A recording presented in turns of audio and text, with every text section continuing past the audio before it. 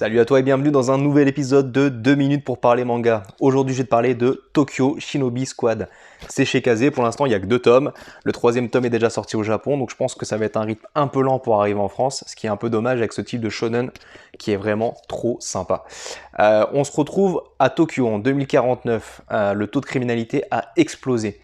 Du coup, c'est le retour des shinobi, ces fameux ninjas qui viennent un peu protéger les personnes qui en ont besoin.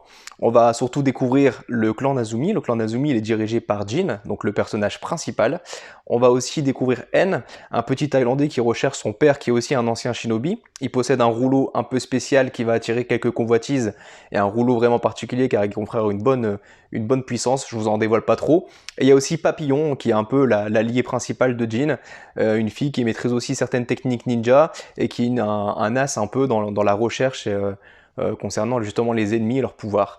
On se retrouve vraiment avec un manga très shonen, donc c'est vraiment, on va suivre les aventures de Jin et de ses alliés, ce qui vont évoluer au fur et à mesure. Alors je m'explique rapidement.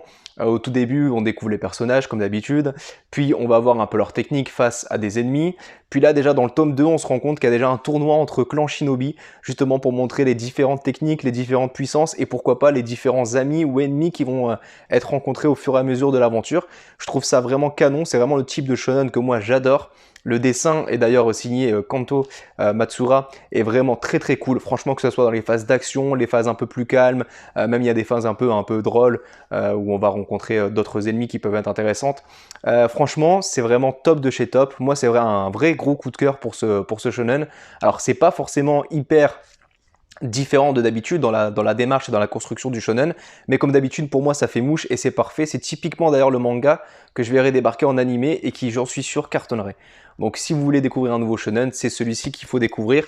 En attendant, comme d'habitude, si tu veux que je te parle d'un autre manga, les commentaires sont faits pour ça, n'hésite pas à t'abonner, à liker, à partager, et on se retrouve pour une prochaine vidéo. Ciao!